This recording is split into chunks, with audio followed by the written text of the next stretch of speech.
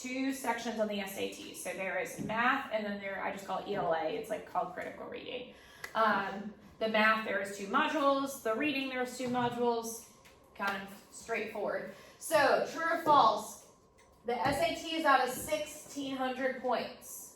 Does anybody know? True, false? That one's true. Good.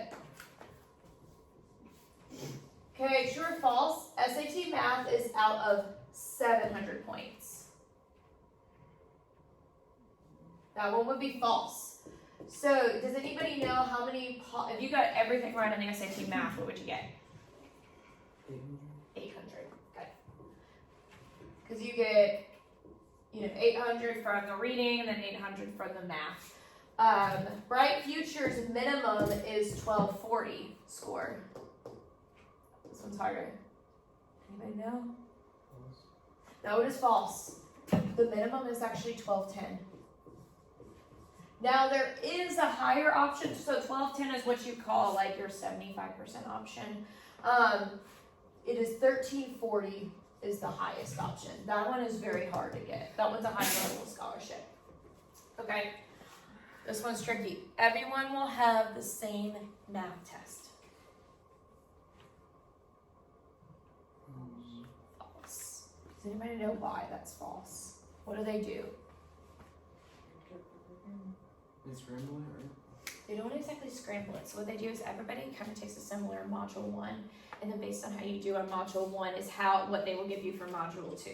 So if you're like killing it in module 1 and doing really good in the math, especially the math, you're gonna get way harder math in module 2. That doesn't mean you get the answers wrong, but it means that you're on the path to get a higher score, which is good. It's called adaptive testing. It is like a totally new thing. It is not my favorite, I'll be totally honest.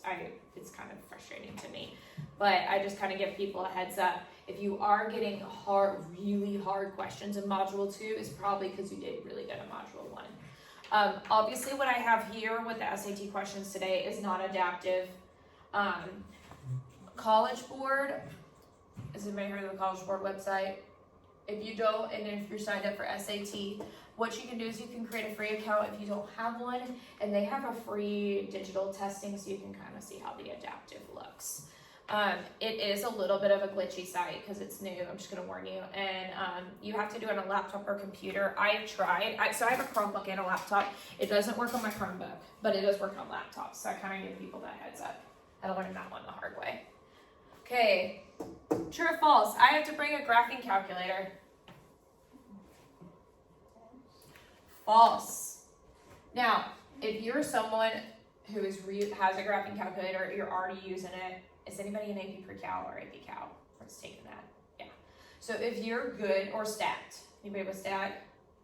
If you're really good at your graphing calculator already, bring that one. But if you're like me, I actually prefer like the basic scientific, like I would bring a scientific. But they also have a built-in graphing calculator on the test using Desmos. For what I've been told is it's not amazing. So it's kind of like it's there, but for me, like I'd rather hold, and maybe just because I'm older, I'd rather hold a calculator in my hand and like punch in the numbers and then answer the questions. Okay, and then this one, I can take the SAT on paper. False. You used to, but as of 2024, they literally just changed it. Then they're all digital. So just a heads up. Some people like test on the computer, some people hate it.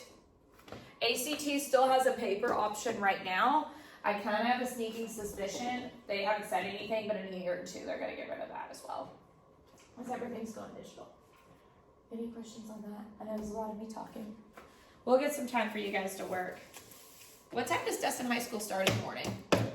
Is it as early as Niceville, or? We start at 8.